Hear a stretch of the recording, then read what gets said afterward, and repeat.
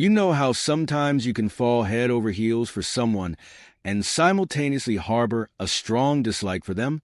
Maybe it's like two sides of the same coin, a contrasting chemical reaction in your brain.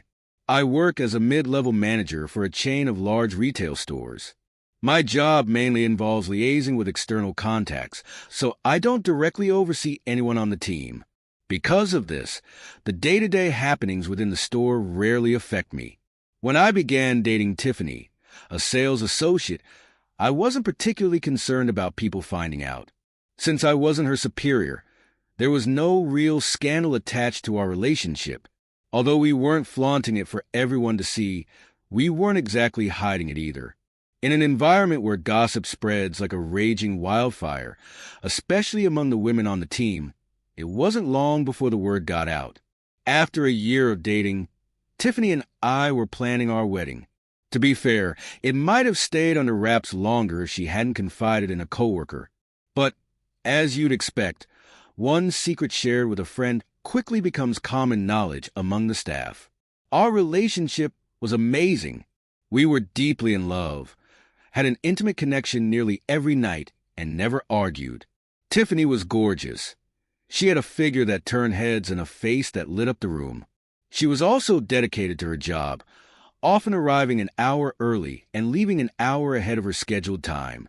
Everything was going smoothly until Chase entered the picture. Chase was hired for stockroom tasks like unloading deliveries, organizing pallets, and warehouse work.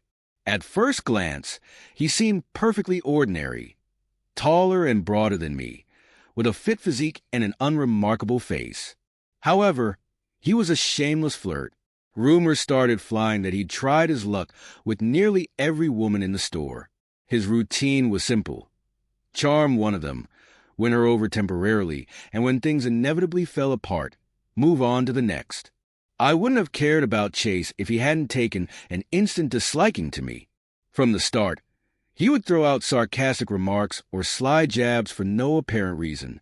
His insults weren't the kind that would provoke a fight. They were subtle, cutting, and delivered with a smug grin, often in front of an audience. The kind of comments that leave you lying awake at night, replaying the scene and thinking, I should have said this. He quipped things like, hey, if you're that worried about making it to the restroom, we've got adult diapers on aisle 6. Or, if I seemed restless, looks like the only workout Logan can manage is bending over to shine those shoes. These remarks always drew laughter, even from Tiffany on occasion. Confronting him in front of others would have made me look foolish, so I usually froze and let it slide. Over time, I began avoiding him entirely. If I saw him, I'd go in the opposite direction. But it felt like he thrived on cornering me, showing up unexpectedly just to take another shot. Then he discovered my relationship with Tiffany. I started noticing them together more often, especially when there weren't any customers around. He'd bring out merchandise, strike up a conversation, and before long, Tiffany would be giggling and twirling her hair, just like she used to do with me when we first met. That night, I decided to tell her everything. I explained how he was tormenting me with his sneaky comments, his reputation for being a womanizer, and my suspicion that he had his eyes on her. Tiffany, I said, please don't engage with him. Don't hang out. Don't talk to him. He's already fooled around with half the women here, or at least tried to. Call me paranoid if you want, but to him, this is just a game. She gazed at me softly and replied, oh, babe, don't worry. I care about you, and I won't let him get anywhere with me. Her words should have reassured me, but deep down, I wish she'd gone further. Maybe vowed to steer clear of him altogether or tell him to back off outright. The very next day, I saw them together again. They were nowhere near her department, but standing in the main aisle. Tiffany was laughing and smiling, completely at ease, as if our conversation the night before hadn't happened at all while he spoke. I couldn't help but notice the subtleties in her body language. Years of reading marketing books had taught me how to interpret these cues. Her stance was wide open, with her feet pointed straight at him. Her shoulders were pulled back, her chest slightly forward, and her free hand lightly holding her other wrist. It screamed one thing loud and clear, I'm interested. Though they weren't physically touching, I felt sick to my stomach. That was the moment I realized she wasn't mine anymore. Later that day, I noticed them chatting in 3 different spots, all far from her usual areas in the store. Each encounter carried an unmistakable air of flirtation. The tone of her voice, her demeanor, it was all there. They weren't kissing, hugging, or doing anything overtly inappropriate, but her behavior was a green light in every sense of the word. That evening, when I tried to confront her about it, she outright denied even speaking to him. Her words were so blatantly untrue that it almost stunned me. I had seen it all with my own eyes, but what could I say? Telling her I saw you or admitting I'd checked security footage would only make her more cautious. There was no definitive proof of anything physical happening yet, but I couldn't shake the feeling that it was inevitable. Despite everything, I clung to the hope that she might come to her senses. I started to snoop, though I hated myself for doing it. Sometimes, I'd show up at the store an hour early, claiming to be monitoring the cameras for a marketing project. In reality, I was scanning the footage for any interaction between Tiffany and Chase. At the same time, I doubled down on trying to show her love and our potential future together, hoping it might keep her from giving in. Then Saturday came. Her shift ended, but she never made it home. An hour after she was supposed to arrive, I got a short text, running late, out with the girls. I didn't need evidence to know where she was. My gut told me the truth, but the proof came anyway, delivered straight from Chase himself. He sent me a link to a video saved on his cloud storage. Watching it, I knew immediately he intended it as a taunt. The video started with him flipping the camera to face himself, smirking at me before flipping me off. Then the camera panned to Tiffany, engrossed in what she was doing, an act that left no room for misinterpretation. I watched horrified as Chase turned the camera back to her. He flicked her nose gently to grab her attention. She looked up, pretending to be annoyed but with that playful expression people wear when they're enjoying the teasing. "Hey," he said, his voice full of smug confidence. "We'll watch this later and relive the good parts. Give me a kiss for the camera." She puckered her lips in an exaggerated air kiss, then smiled and raised 2 fingers in a peace sign. The worst part, it felt like she was performing for me without even knowing it, completely unaware that Chase intended to share the video. That was the breaking point. Everything between Tiffany and me was over. As for her and Chase, their relationship carried on. As humiliating as it is to admit, I couldn't look away. I watched the entire recording, right to the bitter end. Chase's voice cut through the screen as he gasped, "So, how am I? Better than Logan." Tiffany laughed. "Better? I'm going to sneak into work early tomorrow, long before he even shows up." Chase chuckled, half protesting. "That's kind of risky." "I'll decide when and where," she said, her tone leaving no room for argument. "Got it." He grinned, tapping her cheek. "You're mine now, babe." The pain of betrayal hit me like a physical blow, but at the same time, there was an odd sense of relief. At least the uncertainty was gone. I spent the next hour boxing up her belongings.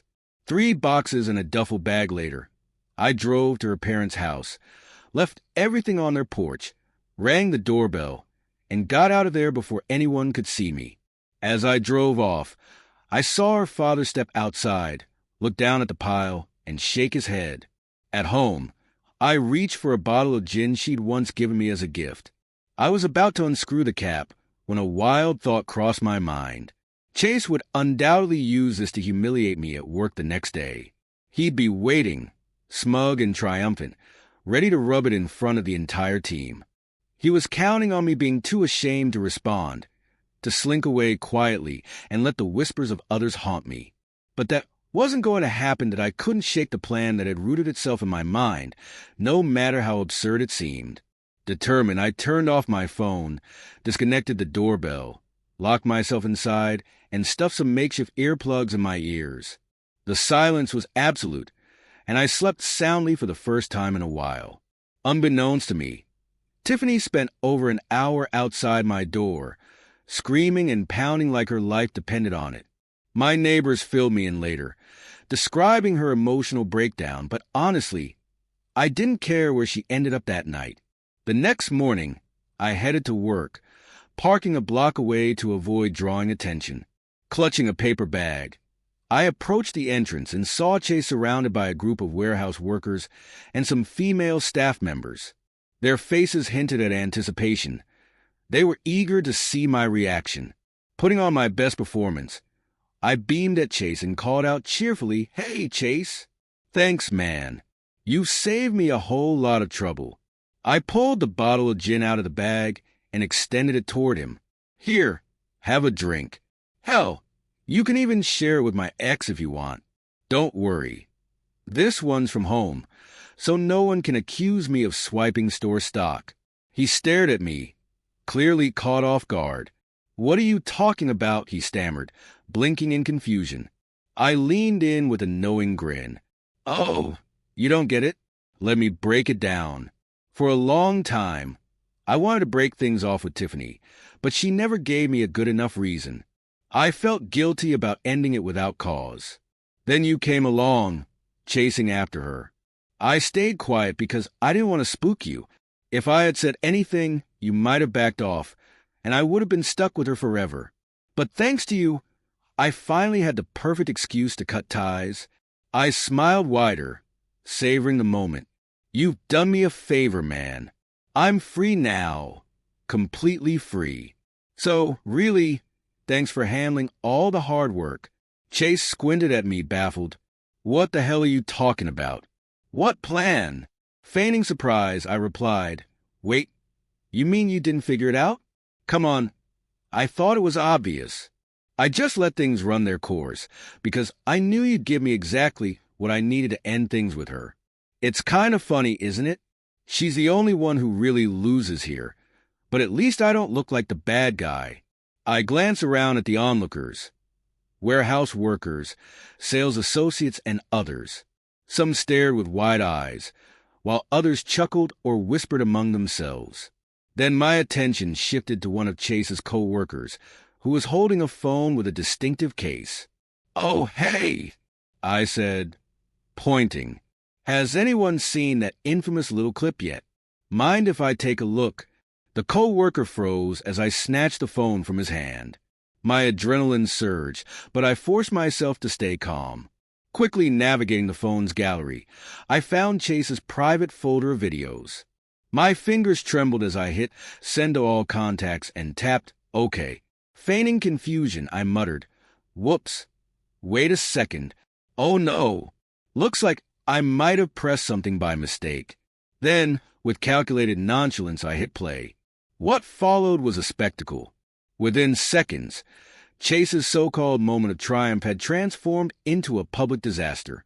As the explicit video played, a crowd gathered. Gasps and exclamations of shock rippled through the group.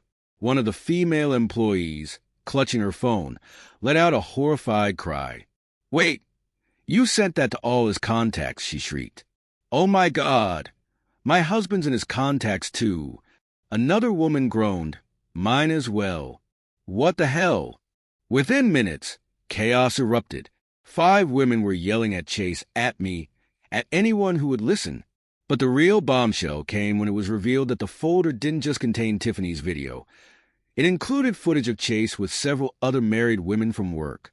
To make matters worse, Chase's work phone had the numbers of numerous employees and their spouses. Many unsuspecting people were now receiving a very unpleasant surprise. By lunchtime, word had spread far and wide. Tiffany showed up at work looking pale and red-eyed, clearly having cried all morning. When our eyes met, I saw sheer panic on her face. Not fear of me, but a desperate, what is happening to my life kind of terror. Most people avoided her, except for a few women who were also reeling after their husbands had received videos. Chase, on the other hand, didn't bother showing up the next day. By midday, the rumor mill was in full swing. Apparently, some thugs had jumped him, leaving him severely injured. Word was he wouldn't be back anytime soon. Recovery from multiple broken bones takes time. Meanwhile, A few sales associates tried to cover their misery with makeup, but their sadness was evident. Bright eyeshadow couldn't hide the puffiness beneath their eyes. Thank you for listening to my story. Feel free to share your thoughts or let me know how you might have handled things differently. And if you enjoyed this tale, don't forget to like and subscribe for more stories about infidelity and drama. Until next time, stay sharp.